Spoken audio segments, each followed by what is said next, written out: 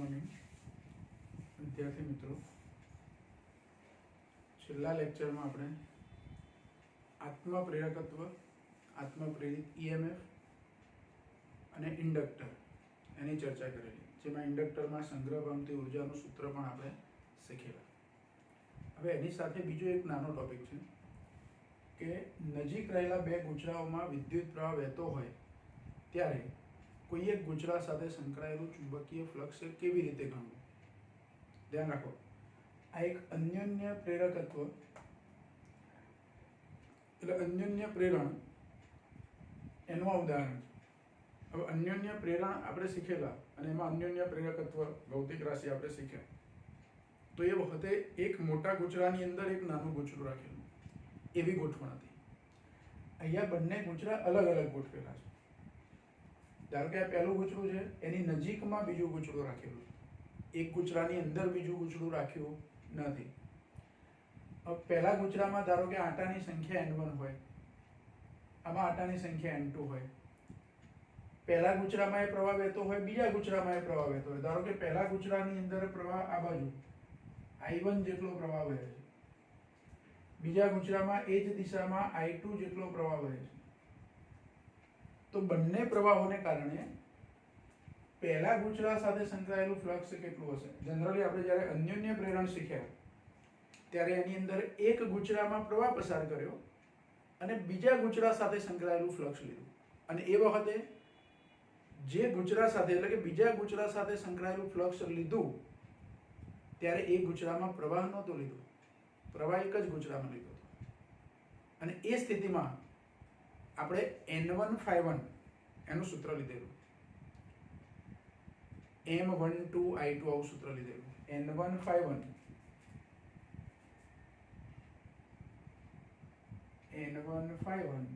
બરાબર M12I2. આ સૂત્ર ક્યારે હતું? તો બીજા ગુંચળામાં પ્રવાહ પસાર કરેલો, પહેલા ગુંચળામાં પ્રવાહ હતો નહીં, અને એ વખતે પહેલા ગુંચળા સાથે સંકળાયેલું ફ્લક્સ હતું. હવે આપણે શું લેવું છે? બંને ગુંચળામાં પ્રવાહ પસાર કરવો છે. અને બંને ગુંચળામાં જો પ્રવાહ પસાર થતો હોય તો પહેલા ગુંચળા સાથે સંકળાયેલું કુલ ફ્લક્સ થોડુંક વધી જાય. એટલે આ ફ્લક્સ વધે તો આ બાજુ N12I2 તો એનાય રહેશે, પણ પહેલા ગુંચળાને કારણે જે ફ્લક્સ હોય એનું પોતાનું ફ્લક્સ એ પણ ઉમેરવું પડે. એટલે જો શું થશે, તો પહેલા ગુંચળામાં પ્રવાહ વહે છે, એનું પોતાનું જ ફ્લક્સ એની સાથે સંકળાયેલું હોય, અને બીજા ગુંચળામાં પ્રવાહ છે એનું ફ્લક્સ આની સાથે સંકળાયેલું હોય. એટલે આ ગુંચળા સાથે કેટલા ફ્લક્સ છે? તો એનું પોતાનું ફ્લક્સ પણ છે અને બીજા ગુંચળાનું ફ્લક્સ પણ એની સાથે સંકળાયેલું છે. એવું જ તમે આના માટે વિચારી શકો, પણ અત્યારે હાલ પહેલા ગુંચળા માટે વિચારીએ કે આ જે આકૃતિ આપણે લીધી છે, કે આકૃતિમાં દર્શાવ્યા પ્રમાણે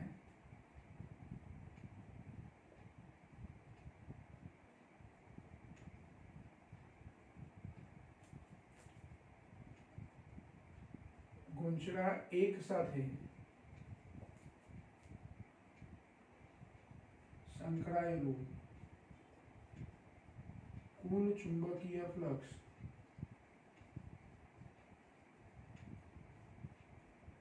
N1∅1 બરાબર, હવે એનું પોતાનું જ ફ્લક્સ હોય તો M11 આવું લખું છું. એકચ્યુઅલી L લખાય, આત્મપ્રેરકત્વ શું લખાય? L, પણ અહીંયા M11 લખીએ પછી છેલ્લે આપણે L લખીએ. M11 અને એનું પોતાનું જ છે, એટલે પહેલા ગુંચળામાં પ્રવાહ કેટલો લીધો આપણે? I1. તો M11I1 એ એનું પોતાનું ફ્લક્સ થયું, વત્તા આનું ફ્લક્સ એમાં ઉમેરવાનું, એટલે પ્લસ M12I2. પહેલા ગુંચળા સાથે સંકળાયેલા કુલ ફ્લક્સમાં જુઓ, ગઈ વખતે આપણે જે સૂત્ર લીધું હતું એમાં M12I2 જ હતું, કારણ કે એક જ ગુંચળામાં ગમે તે એક ગુંચળામાં પ્રવાહ પસાર કરતા, ત્યાં આપણે બીજા ગુંચળામાં પ્રવાહ પસાર કરેલો અને પહેલા ગુંચળા સાથે સંકળાયેલું ફ્લક્સ હતું. આ ફ્લક્સ પહેલા સાથે સંકળાયેલું ખરું, પણ કોને લીધે? માત્ર બીજા ગુંચળામાં વહેતા પ્રવાહને કારણે. એટલે બીજા ગુંચળામાં વહેતા પ્રવાહને કારણે ફ્લક્સ M12I2 તો ખરું, પણ આનું એમાં પ્રવાહ વહે છે એટલે એનું પોતાનું ફ્લક્સ પણ એની સાથે સંકળાયેલું હોય, અને એ બેનો ટોટલ કરીએ એટલું ફ્લક્સ આ થાય. જો બંનેમાં એક જ દિશામાં પ્રવાહ વહેતો હોય તો આ પ્રવાહને કારણે ધારો કે એનું ચુંબકીય ક્ષેત્ર આ બાજુ હોય આનું, તો આમાં આ બાજુ જ પ્રવાહ છે એટલે ચુંબકીય ક્ષેત્ર એનું એ બાજુ છે, એટલે બંનેના ચુંબકીય ક્ષેત્રો એક જ દિશામાં છે. પાછું આમાં પ્રવાહ મેં અહીંથી દાખલ કર્યો અને આમાં પ્રવાહ આ બાજુથી દાખલ કરું ને પછી આમ જતો હોય તો બેના ફ્લક્સમાં બાદબાકી કરવી પડે પરિણામી ફ્લક્સ શોધવા. પણ અહીંયા આપણે એક જ દિશામાં બંનેનું ચુંબકીય ક્ષેત્રો હોય એવી રીતે જો પ્રવાહ પસાર કર્યો હોય, બંનેના ચુંબકીય ક્ષેત્રો કેવા એક જ દિશામાં, ધારો કે આનું ચુંબકીય ક્ષેત્ર આ દિશામાં હોય તો આનું ચુંબકીય ક્ષેત્ર એ જ દિશામાં છે, એટલે બંનેમાં એક જ દિશામાં ચુંબકીય ક્ષેત્ર છે. એવી સ્થિતિમાં અહીંયા સરવાળો. જો આનું ચુંબકીય ક્ષેત્ર આમ હોય અને આનું ચુંબકીય ક્ષેત્ર આમ હોય તો આની સાથે સંકળાયેલા ફ્લક્સમાં મારે બેની શું કરવી પડે? બાદબાકી. વધારે મૂલ્યમાંથી ઓછું મૂલ્ય શું થાય? બાદ થાય. બરાબર, એટલે ધન તફાવત લેવો પડે. પણ અહીંયા એક જ દિશા છે એટલે સરવાળો લીધો. હવે પ્રેરિત ઈએમએફ શોધવું હોય ફેરેડેના નિયમ પ્રમાણે,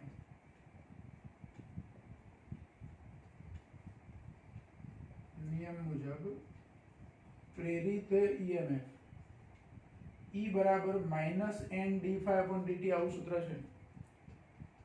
તો પ્રેરિત ઈએમએફ E બરાબર અહીંયા માઇનસ નિશાની, અહીંયા માઇનસ નિશાની, અહીંયા માઇનસ નિશાની, અને -n1 d∅1/dt, અથવા હું પહેલા આવું લખું છું,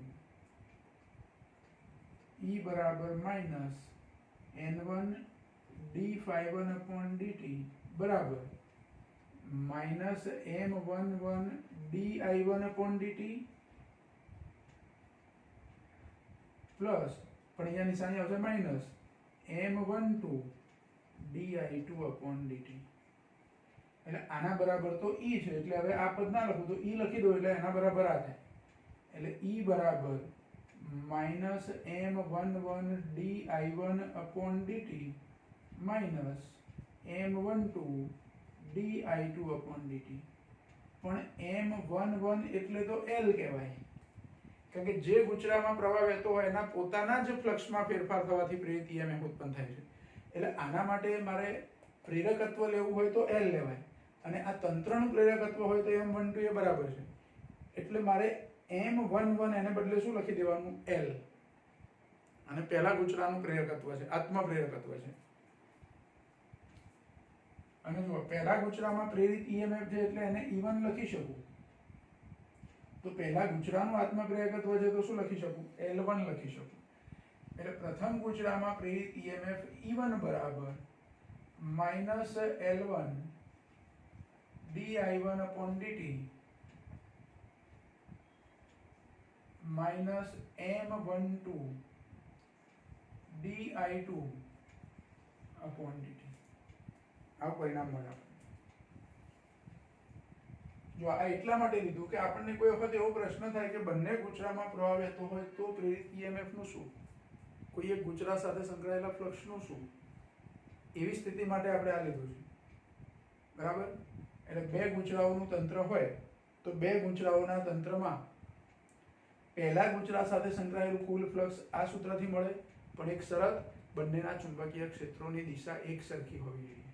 વિરુદ્ધ દિશા હોય તો બાદબાકી આવે, ધન તફાવત લેવાનું. બીજું, પ્રેરિત ઈએમએફ લેવું હોય તો આ સૂત્ર પરથી. હવે આપણે પહેલા ગુચરા માટે ગણતરી કરી, પ્રવાહ બંનેમાં વહે છે પણ પહેલા ગુચરામાં એની સાથે સંકળાયેલું કુલ ફ્લક્સ અને એમાં પ્રેરિત ઈએમએફ.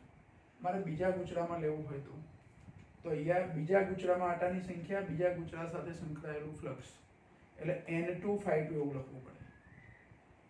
હવે પહેલા અને બીજા ગુચરાના તંત્રનું અહીંયા m12 I1 અથવા m21 I1 એવું લખવાનું, m21 I1 વત્તા m22 I2, એટલે અહીંયા 1 1 છે એને બદલે 2 1 કરી દેવાના, અને અહીંયા 1 2 છે એને બદલે 2 2 કરી દેવાના, અને એ પ્રમાણે પછી ફેરફાર થાય. જ્યાં m22 કરી દેવા ત્યાં L2 લખવાના, એટલે છેલ્લું સૂત્ર આવશે એમાં શું ફેરફાર થશે? તો અહીંયા m21 આવશે, અહીં E2 આવશે, m21 આવશે, અને અહીંયા L2 આવશે. એટલે બીજા ગુચરામાં પ્રેરિત ઈએમએફ લેવું હોય તો તે જ રીતે બીજા ગુચરા સાથે સંકળાયેલ કુલ ફ્લક્સ લઈએ પહેલા.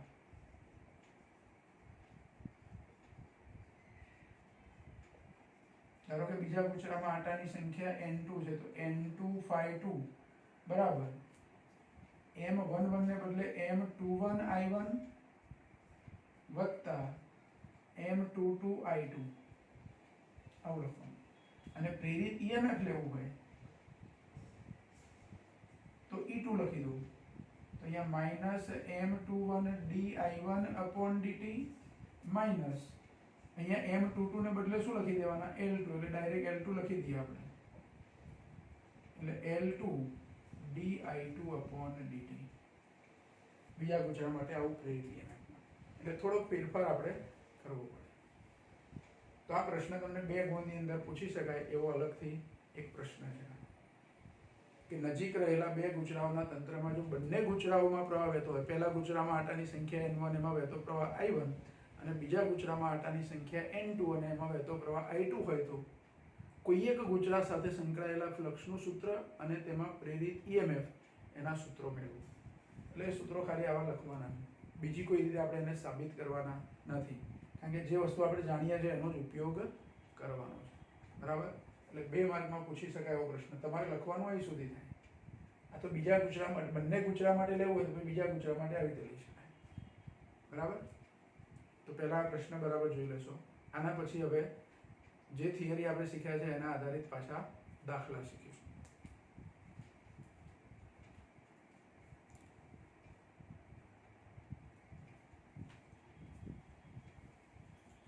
જો હવે ઉદાહરણનો દાખલા નંબર 6.8. બરાબર? હવે 6.8 છે, એમાં કોઈ બીજી ગણતરી આપણે કિંમતો મૂકીને કરવાની નથી, પણ આ જે આકૃતિ આપી છે એને આધારે ફ્લક્સ, ગુજરાત સાથે સંકળાયેલું ફ્લક્સ, એમાં પ્રેરિત EMF, બળ અને પાવર વેવ આટલું શોધવાનું છે. પ્રવાહ તો આપણે જરૂર પડે છે એટલે શોધીએ છીએ. બરાબર? જો પ્રશ્ન એવો આપ્યો છે કે યુ આકારમાં વાળેલો તાર છે. આપણે ગતિકીય EMF નું સૂત્ર મેળવવા માટે જે આકૃતિ લીધેલી એવી જ આકૃતિ, પણ એમાં ચુંબકીય ક્ષેત્ર આપણે ચોકડીની નિશાની, ક્રોસ નિશાની કરીને બતાવેલું, જે અંદર તરફ હતું. અહીંયા ચુંબકીય ક્ષેત્ર બહાર તરફ છે. સમાન ચુંબકીય ક્ષેત્ર સમતલને લંબ બહાર તરફ છે. એવા ચુંબકીય ક્ષેત્રમાં એક યુ આકારનો સળિયો છે. ચુંબકીય ક્ષેત્ર ક્યાં સુધી છે? તો આટલે સુધી. પછી અહીંયા ચુંબકીય ક્ષેત્ર નથી. જો અહીંયા આપણે લખ્યું છે x = 0, x = b, x = 2b. તો x = 0 થી x = b, આ જે તાર છે PQ તાર, એને ધારો કે પહેલા મેં આટલે ગોઠવી દીધો છે SR ભુજાની જોડે, અને પછી એને ખેંચીને v વેગથી આમ લઈ આવીએ છીએ. એને v જેટલો વેગ આપવાનો છે. પહેલા ધારો કે એને ડાબી તરફ, અહીંયા જમણી તરફ એને ગતિ કરાવીએ છીએ, ડાબેથી જમણે. તો આ જે PQ સળિયો છે એને ધીરે ધીરે આમ લાવીશું એમ એની સાથે સંકળાયેલું ફ્લક્સ વધતું જશે અહીં સુધી. પછી b થી 2b સુધી લઈશું ત્યારે ફ્લક્સમાં કોઈ ફેરફાર નહીં થાય, જેટલું હશે એટલું અચળ રહેશે. એટલે આ સળિયાને x = 0 થી x = 2b તરફ ગતિ કરાવવાની, અને પાછો અહીંથી એને આમ પણ લઈ જવાનું. અને બંને કિસ્સામાં એની સાથે સંકળાયેલા ફ્લક્સ, એમાં ઉત્પન્ન થતું પ્રેરિત EMF, એની પર લાગતું બળ, એટલે કે એને ગતિ કરવા માટે જરૂરી બાહ્ય બળ, અને એમાં પાવર વેવ, ઉષ્મા ઉર્જા રૂપે અથવા જૂલ ઉષ્મા રૂપે વેવ પામતો પાવર, એ બધાના સૂત્રો લખવાના છે. અને એને અંતર સાથે આ ભૌતિક રાશિઓમાં કેવો ફેરફાર થાય છે એનો આલેખ દોરવાનો છે. આલેખ આપણે દોર્યો છે, સૂત્રો પણ લખી રાખ્યા છે. આને આપણે સમજી લઈએ. આ સમજવાનો પ્રશ્ન છે ખાસ. સૂત્રો તો આપણને બધા ખબર છે કે ફ્લક્સનું સૂત્ર શું હોય, પ્રેરિત EMF શું હોય, બળનું સૂત્ર શું હોય, અને પાવરનું સૂત્ર. એ બધા સૂત્રો આપણને ખબર છે, સમજી લઈએ આપણે. આ સમજવાનો પ્રશ્ન છે ખાસ. ફરી ધ્યાન રાખો, પરિસ્થિતિ શું આપી છે? સમાન ચુંબકીય ક્ષેત્ર બોર્ડના સમતલને લંબ બહાર તરફ, PQ નામનો એક સળિયો છે, એને x = 0 થી શરૂ કરીને અચળ વેગ v થી 2b સુધી લઈ જવાનો. પણ અહીં આ બાજુ ભલે ચુંબકીય ક્ષેત્ર હોય, પણ x = 0 થી આ બાજુ જમણી બાજુ માત્ર b સુધી, એટલે અહીં સુધી ચુંબકીય ક્ષેત્ર છે. પછી આ વિસ્તારમાં ચુંબકીય ક્ષેત્ર નથી, પણ સળિયાને ગતિ તો અહીં સુધી કરાવવાની છે, x = 2b, x = 0 થી x = 2b સુધીમાં. અને પછી x = 2b થી પાછો આ બાજુ ડાબી બાજુ ગતિ કરાવીને અહીં લઈ જવાનું છે. આપણે અત્યારે હાલ શું કરીએ? તો x = 0 થી x બરાબર 2b માટે બધા સૂત્રો લખીએ. બધા એટલે આ જે કીધા છે એ બધા સૂત્રો પ્રશ્નમાં. બરાબર. તો જુઓ આપણો પરિપથ કયો કહેવાશે? બંધ ગાળો. પરિપથ એટલે અહીંયા આપણે બંધ ગાળો લેવાનો છે. p q r s અથવા s p q r એવું પણ લઈ શકો. તો p q r s એની સાથે સંકળાયેલું ફ્લક્સ કેટલું થાય? તો ફ્લક્સનું સૂત્ર કયું છે આપણે જો તો phi બરાબર ab. phi બરાબર શું? ab. અત્યારે હાલ કોઈ એક સમયે ધારો કે અહીંથી અહીં સુધીનું અંતર x જેટલું છે. આ સ્થિતિમાં છે સળિયો અને એની લંબાઈ l છે. સળિયાની લંબાઈ કેટલી? l જેટલી લંબાઈ. અહીંથી સળિયાની આ લંબાઈ છે એટલે l લંબાઈ જેટલો l લંબાઈનો એક સળિયો એને ગતિ કરવાની. તો પરિપથ સાથે સંકળાયેલું ફ્લક્સ phi b શું થાય? તો ફ્લક્સનું સૂત્ર ફ્લક્સ phi બરાબર ab આવું સૂત્ર છે. આપણે આવું લઈએ છીએ. આમ તો ab cos θ પણ અહીંયા θ બરાબર 0 એટલે cos 0 1. θ 0 કેમ? તો ચુંબકીય ક્ષેત્ર બોર્ડના સમતલને લંબ બહાર આવતી દિશામાં અને આ જે લૂપ અથવા ગૂંચળું જે બનવાનું બંધ પરિપથ એનો ક્ષેત્રફળ સદિશ. કારણ કે આ બંધ પરિપથ બોર્ડના સમતલમાં એટલે ક્ષેત્રફળ સદિશ બોર્ડના સમતલને લંબ બહાર એટલે a અને b વચ્ચેનો ખૂણો 0 cos 0 1 થાય એટલે phi નું સૂત્ર શું થાય? ab. જ્યાં a એટલે શું? તો આ ગૂંચળાનું ક્ષેત્રફળ લંબાઈ ગુણ્યા પહોળાઈ. લંબાઈ l પહોળાઈ x તો આ ક્ષેત્રફળ થયું ગુણ્યા b. ab લખું કે ba લખું? a ની કિંમત મૂકી દીધી lx એટલે એની સાથે સંકળાયેલા ફ્લક્સનું સૂત્ર કયું? તો blx. એટલે આ ફ્લક્સ હું અહીંયા લખું છું કે phi b બરાબર ba પરથી આ સૂત્ર પરથી blx. પણ આટલું ફ્લક્સ ક્યાં સુધી? તો એ કન્ડિશન લખી પાછળ આપણે કે 0 ≤ x b. આ જે pq તાર છે છેક અહીં સુધી આવે એ પહેલાની દરેક સ્થિતિ એટલે 0 અને b ની વચ્ચે એમાં 0 ≤ એવું કહી દીધું આપણે x. જો હું x ની કિંમત 0 પણ લઈ શકું અને 0 થી વધારે પણ લઈ શકું પણ ક્યાં સુધી? b થી તો ઓછી જ લેવાની એટલે 0 અને b ની વચ્ચે પણ અહીંયા ઇક્વલ ટુ લખ્યું છે એટલે x બરાબર 0 લઈ શકું. જો x બરાબર 0 લો તો ફ્લક્સ 0. આ સળિયો છે pq સળિયો એ SR ભુજાને બરાબર ટચ થયેલો હોય, વચ્ચે સ્પેસ જ ના હોય. SR અને pq વચ્ચે જગ્યા જ ના હોય. આ રીતે બે એકબીજાની અડીને ગોઠવાયા હોય, થોડા દૂર ના હોય, બંને એકબીજાને અડકીને. તો બંને એકબીજાને અડકીને અથવા એકબીજા પર સંપાત થાય એટલે x બરાબર શું થઈ જાય? 0 થઈ જાય. આ તો આપણે આ જાડી પેન બતાવી, સળિયો તો પાતળો હોય એટલે એકબીજાને અડકીને ગોઠવો એટલે એમની વચ્ચેનું અંતર શું થઈ જાય? 0. તો હું 0 લઈ શકું તો ફ્લક્સ 0 થશે. પણ એ સિવાયની સ્થિતિમાં 0 અને b ની બરાબર આ 0 અને b ની વચ્ચે હશે, b કરતાં થોડુંક ઓછું, તો 0 અને b ની વચ્ચે હોય તો ફ્લક્સ થાય blx. કેટલું ફ્લક્સ થાય? blx. આટલું ફ્લક્સ થાય.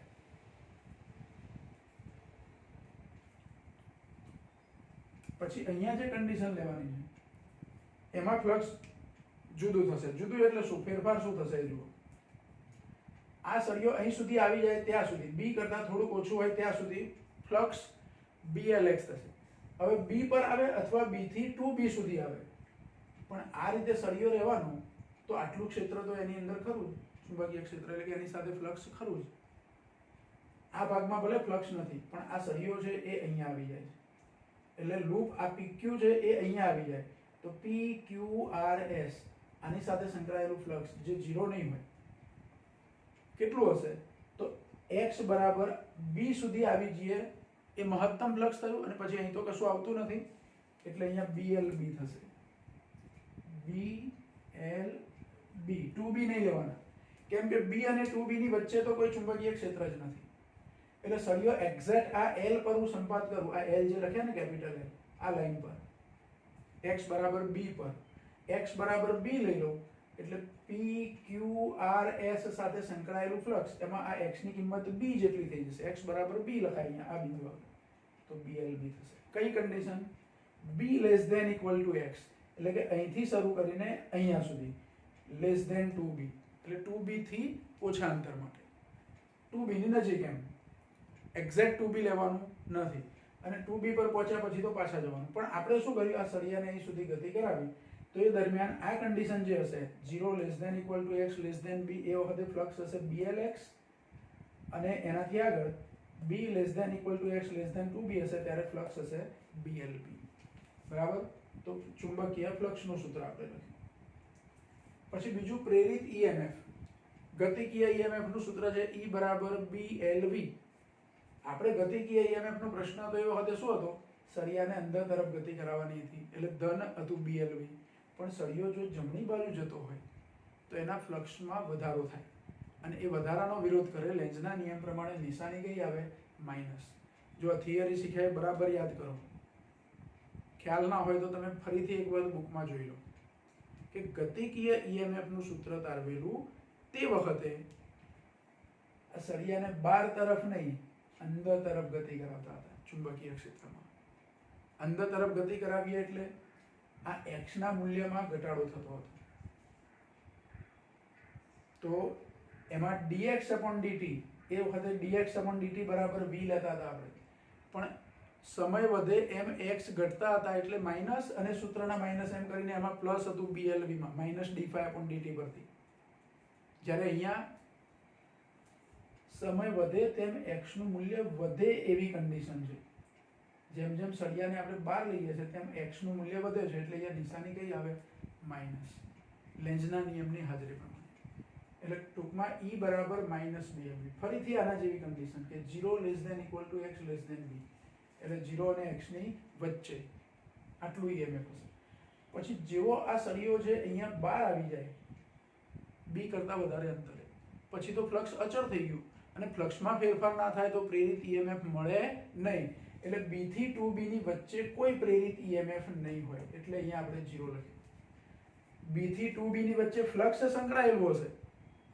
ફ્લક્સ 0 નહીં હોય પણ પ્રેરિત emf 0 હશે b અને 2b ની વચ્ચે પછી એ પ્રેરિત emf પરથી મારે વિદ્યુત પ્રવાહ શોધવો હોય તો 0 emf હોય તો પ્રવાહ 0 હોય પણ blv જેટલું emf હોય ત્યારે પ્રવાહ કેટલો તો I = E/R સૂત્ર પરથી ઓહમના નિયમ પરથી blv/R પણ અહીં નિશાની માઈનસ એટલે અહીંયા માઈનસ ને આનું માન લેવું હોય મૂલ્ય લેવું હોય તો પછી blv/R પણ આ પણ કઈ સ્થિતિમાં 0 ≤ x b આ સ્થિતિમાં 0 ≤ x b અને I બરાબર મને 0 ક્યારે મળે I બરાબર 0 લેવું હોય તો લઈ શકાય પ્રવાહ શૂન્ય પ્રેરિત emf શૂન્ય થાય એટલે પ્રવાહ 0 થાય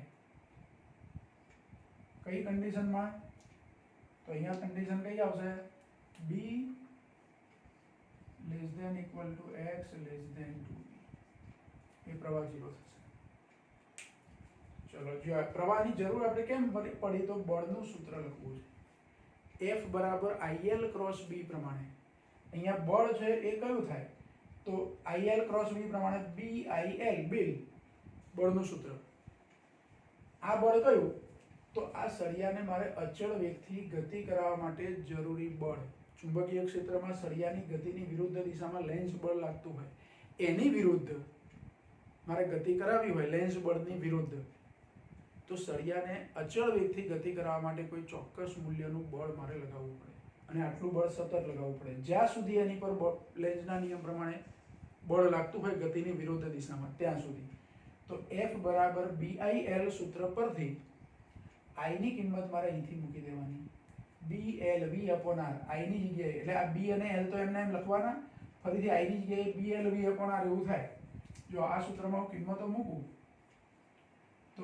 F બરાબર b અને l પહેલા લખી દેવાના અને I ની કિંમત શું તો -blv/R એટલે b² થશે l² થશે v એકલા રહેશે /R એટલે કે b² l²v/R આવું લખ્યું એટલે ટૂંકમાં F = BIL સૂત્રમાં I ની કિંમત અહીંથી મૂકી દેવાની પણ એ પણ કઈ કન્ડિશનમાં 0 અને b ની વચ્ચે હોય તે વખતે જ આ બળ લાગે આ સળિયો જ્યાં સુધી ચુંબકીય ક્ષેત્રમાં હશે ત્યાં સુધી જ અહીંયા ગતિની વિરુદ્ધ બળ લાગે એટલે મારે આ બાજુ બળ લગાવવું પડે એની ગતિ ચાલુ રાખવા પછી આટલે લાવ્યા પછી સળિયો હું અહીંયા જેવો બહાર નીકળી જાય એટલે તરત જ લેન્જ બળ શૂન્ય થઈ જાય, તો મારે બાહ્ય બળ લગાડવાનું જ નથી, છોડી દેવાનું છે, અહીં સુધી પહોંચી જ જવાનું નહીં. પછી અહીંથી ધારો કે હું એને પકડી રાખું છું તો પણ મારે બળ લગાડવાનું નથી, બળ લગાડવાનું બંધ થઈ ગયું, કેમ કે લેન્જ બળ 0 થઈ ગયું. એટલે v જેટલા વેગથી અહીંયા હતો તો છેક સુધી v જેટલા વેગથી એ ગતિ ચાલુ જ રહે, પણ મારે શું કરવાનું, અહીં પહોંચે એટલે એને પછી સ્થિર કરીને પાછો આમ લઈ જવાનો v વેગથી. તો x બરાબર b થી 2b ની વચ્ચે સળિયા પર મારે કોઈ બળ લગાડવું પડતું નથી. ના બળ લગાડીએ તો પણ એ v જેટલા અચળ વેગથી ગતિ તો ચાલુ જ રાખશે. એટલે વેગ 0 થતો નથી, અહીંયા ધ્યાન રાખો, ખાલી બળ 0 થાય છે b અને 2b ની વચ્ચે, બરાબર. એટલે અહીંયા બળ 0 થઈ જશે. 0 અને b ની વચ્ચે બળ -b² l² v/r. પછી પાવર વેવ છે I²R. આપણે પાવર વેવનું સૂત્ર લખીએ છીએ જૂલ ઉષ્મા રૂપે. સળિયો ગતિ કરે એટલે એમાં પ્રેરિત EMF ઉત્પન્ન થાય અને બંધ પરિપથ છે એટલે પ્રેરિત પ્રવાહ પણ મળે, અને પ્રવાહ મળે એટલે અવરોધ. અહીંયા જુઓ, અવરોધ કોનો ગણવાનો છે, ખાલી આ સળિયાનો અવરોધ જ R છે. સ્મોલ r અવરોધ જે લીધો છે એ સળિયાનો અવરોધ, બાકીના તારનો અવરોધ અવગણ્યો છે આપણે. એટલે સળિયાનો અવરોધ એ જ પરિપથનો અવરોધ છે, એવી રીતે લીધું છે. તો P બરાબર I²R માં I ની કિંમત અહીંથી મૂકી દેવાની. હવે I નો વર્ગ થાય એટલે માઇનસ ના રહે, એ પ્લસ થઈ જાય. માઇનસ નિશાની છે પણ વર્ગ કરીએ એટલે શું થઈ જાય, પ્લસ.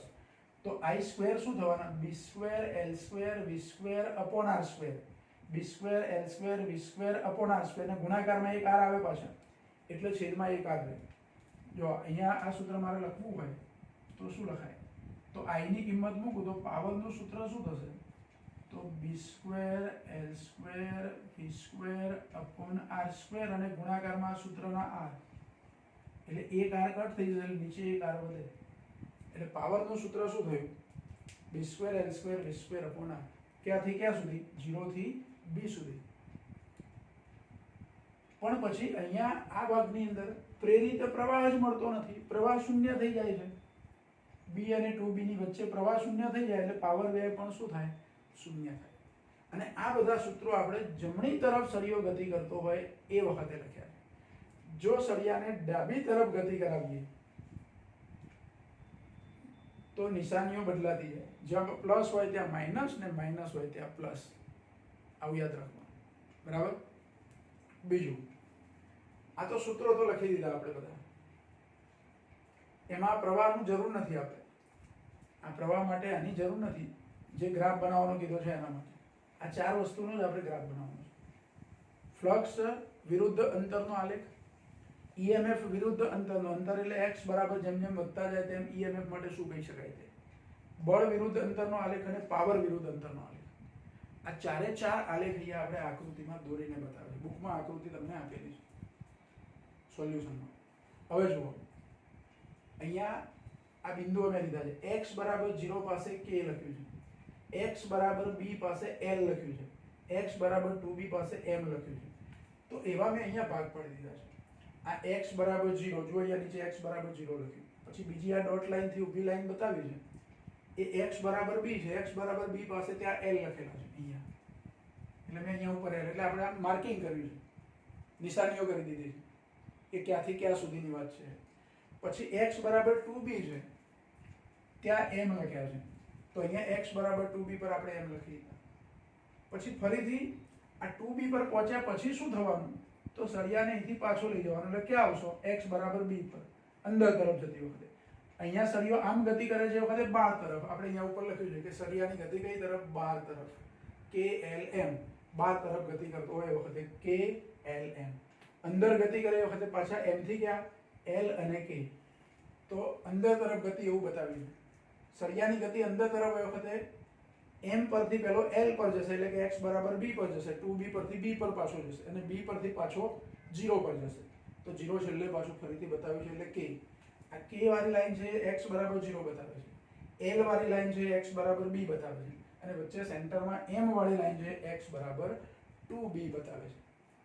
આડી લાઈન પર અંતર અને ઊભી અક્ષ ઉપર પહેલો આલેખ છે, આ પહેલી આકૃતિ ફ્લક્સ વિરુદ્ધ અંતરની, પછી EMF વિરુદ્ધ અંતરની આકૃતિ, પછી બળ વિરુદ્ધ અંતરની આકૃતિ, અને પાવર વિરુદ્ધ અંતરની આકૃતિ. હવે ધ્યાન રાખો, ચારે આકૃતિ આપણે સમજીએ. x બરાબર 0 પર શું હશે, તો આ સૂત્રમાં હું x બરાબર 0 લઉં એટલે ફ્લક્સ 0 થઈ જાય. એટલે આ અક્ષો આપણે લીધી હોય તો આ 0 છે, 0 થી આપણો આલેખ શરૂ થાય. જેમ જેમ x નું મૂલ્ય વધે એમ ગૂંચળા સાથે સંકળાયેલું ફ્લક્સ વધતું જાય. ક્યાં સુધી વધે? સળિયો આટલે છે, ગતિ કરતો કરતો કરતો કરતો આટલે આવે ત્યાં સુધી એની સાથે સંકળાયેલું ફ્લક્સ શું થાય? વધતું જશે. આ ચુંબકીય ક્ષેત્ર એની સાથે સંકળાયેલું છે. ક્યાં સુધી? x બરાબર 0 થી b સુધી x ના વધારા સાથે ફ્લક્સ વધતું જાય છે.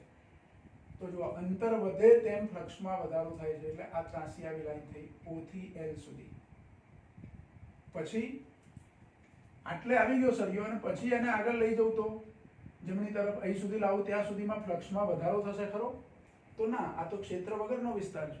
એટલે ફ્લક્સ અચળ થઈ જશે. કેટલું? BLB જેટલું. તો અહીંયા આપણે આ BLB વાળી લાઈન એનું માર્કિંગ કર્યું છે. એટલે BLB જેટલું ફ્લક્સ ક્યાંથી ક્યાં સુધી? x બરાબર b થી 2b પર પહોંચે અને 2b થી પાછો b પર પહોંચે ત્યાં સુધી ફ્લક્સ અચળ. એટલે અહીંથી સળિયો આટલે આવે ત્યાં અને અહીંયા પહોંચે ત્યાં સુધી ફ્લક્સ અચળ. 0 નહીં, અચળ. અને કેટલું? BLB જેટલું. અને એ ધન છે. પછી સળિયો અહીંથી આમ જાય એટલે ફ્લક્સમાં ઘટાડો થાય છે. એટલે આલેખ હવે અહીંયા 0 પર આવી જશે પાછો. ફ્લક્સ ઘટવા લાગશે. અહીંથી સળિયો જેમ જેમ નજીક જાય એમ ફ્લક્સમાં શું થશે? ઘટાડો. ઘટાડો પણ એ ધન અક્ષ ઉપર જ આવશે. એટલે કે પહેલા ચરણમાં જ આવશે. અહીંયા માઇનસ નિશાની નહીં આવે. ફ્લક્સ વધતું હશે કે ઘટતું હશે? AB cos θ એવું સૂત્ર જ છે ખાલી. તો થીટા કઈ બદલાઈ જતા નથી. થીટા 0 ને 0 જ રહે. આ બાજુ આવે તો અને આ બાજુ આવે તો. એટલે આમાં માઇનસ નિશાની નહીં કરવાની અંદર તરફ જતી વખતે પણ. બરાબર? ચલો પછી આ ફ્લક્સ વિરુદ્ધ અંતરનો આલેખ પૂરો થયો. આ બીજો આલેખ. બીજો આલેખ એટલે આ જે લાઈન બતાવી છે તે અને આ ઊભી લાઈન. EMF વિરુદ્ધ અંતરનો આલેખ છે. એટલે કે EMF વિરુદ્ધ x નો આલેખ. અહીંયા ફ્લક્સ વિરુદ્ધ x નો આલેખ, અહીંયા EMF વિરુદ્ધ x નો આલેખ. હવે EMF વિરુદ્ધ x ના આલેખમાં શું થાય? તો જુઓ 0 થી b ની વચ્ચે પ્રેરિત EMF માઇનસમાં છે. અને આમાં x નથી આવતા. v અચળ વેગ છે, L અચળ છે, p અચળ છે. એટલે પ્રેરિત EMF અચળ. પણ કેવું? માઇનસ.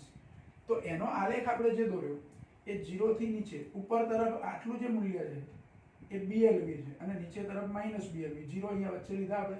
0 થી ઉપર ધન મૂલ્ય, 0 થી નીચે ઋણ મૂલ્ય. તો આપણને EMF ઋણ મળે છે. ક્યાંથી ક્યાં સુધીમાં? 0 થી b ની વચ્ચે. તો આ 0 છે અને આ b છે.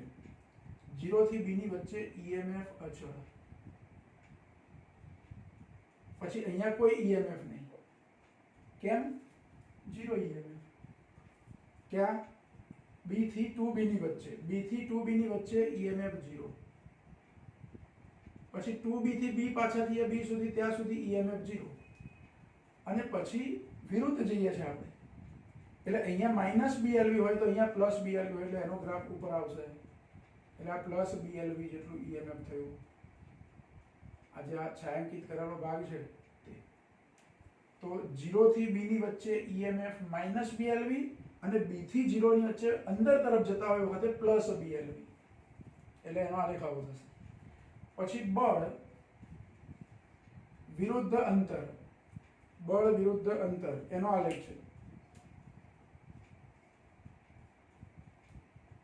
તો બળના સૂત્રમાં 0 થી b ની વચ્ચે માઇનસ b²L²/r. b²L²V/r. તો માઇનસ જો અહીંયા 0 છે ઉપર પ્લસ છે. આજે મેં b²L²V/r લખ્યા છે આ નિશાની માટે અને માઇનસ b²L²V/r લખ્યા છે આના માટે. પણ આપણને તો બળ માઇનસમાં મળે છે 12 તરફ જતા હોય વખતે. તો 12 તરફ જતા હોય વખતે બળ માઇનસમાં અચળ. એ બળ પાછું અચળ. પછી b થી 2b ની વચ્ચે બળ 0. 2b થી પાછા b રિટર્ન જઈએ તે વખતે પણ બળ 0. 2b થી b સુધી. અને b થી 0 ની વચ્ચે બળ છે એ ધન થઈ જાય. નિશાની પ્લસ થઈ જાય અહીંયા. કેમ કે BLV માં પ્લસ આવે એટલે બળમાં એ પ્લસ જ આવે. અહીંયા BLV માં પ્લસ આવે એની કિંમત અહીંના સૂત્રમાં મૂકીએ એટલે અહીંયા પ્લસ થાય તો અહીંયા પણ પ્લસ થઈ જાય. બરાબર? એટલે એ આલેખ થયો. ત્રીજો પાવરનો આલેખ છે. પાવરમાં કદી ઋણ ના આવે કેમ કે પ્રવાહનો વર્ગ થઈ જાય છે. એટલે પાવર ધન હોય. 12 તરફ જતા હોય એ વખતે પણ અને અંદર તરફ જતા હોય તે વખતે પણ પાવર તો ધન જ હોય. એટલે પાવરમાં જો અહીંયા લખ્યું છે આપણે બી સ્ક્વેર એલ સ્ક્વેર વી સ્ક્વેર અપોન આર અને માઇનસ બી સ્ક્વેર એલ સ્ક્વેર વી સ્ક્વેર અપોન આર, પણ આ ના હોય, આ પોસિબલ નથી. એટલે પાવર આપણે આ જ લેવાનો.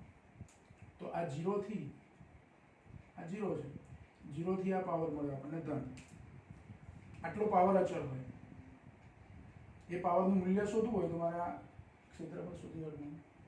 પછી આ પાવર આ બહાર આવતી વખતે અંદર જતી વખતે બંને વખતે પાવર ધન હોય. એટલે આ બંને 0 થી ઉપર બતાવે છે આપણે. બળમાં ઓલ્ટરનેટ છે, ઈએમએફમાં ઓલ્ટરનેટ છે, ફ્લક્સમાં બંને એક જ તરફ છે, એટલે કે ધન જ છે. પાવર પણ ધન હોય, ફ્લક્સ પણ ધન હોય, પણ ઈએમએફમાં ધન કે ઋણ હોઈ શકે, કઈ બાજુ ગતિ કરે એની પર આધારિત. બહાર તરફ આવે તો ઈએમએફ ઋણ હોય, તો અંદર તરફ જતી વખતે ધન. એટલે ઈએમએફ જે વખતે ઋણ હોય વખતે બળ પણ ઋણ હોય, ઈએમએફ જે વખતે ધન હોય વખતે બળ પણ ધન હોય. એટલે આ આલેખ દોરવાનો છે. 4 માર્કમાં પૂછી શકાય એવો અગત્યનો દાખલો. આ સૂત્રો તો સીધા તમારે યાદ રાખવાના, જોડે કન્ડિશનો લખવાની આ બધા સૂત્રોમાં, અને આ આકૃતિ દોરવાની. બરાબર? સ્કેલ અને પેન્સિલનો યોગ્ય રીતે ઉપયોગ કરી અને આ આકૃતિ તમે બનાવી શકો. બુકમાં આકૃતિ આપી છે આપણને.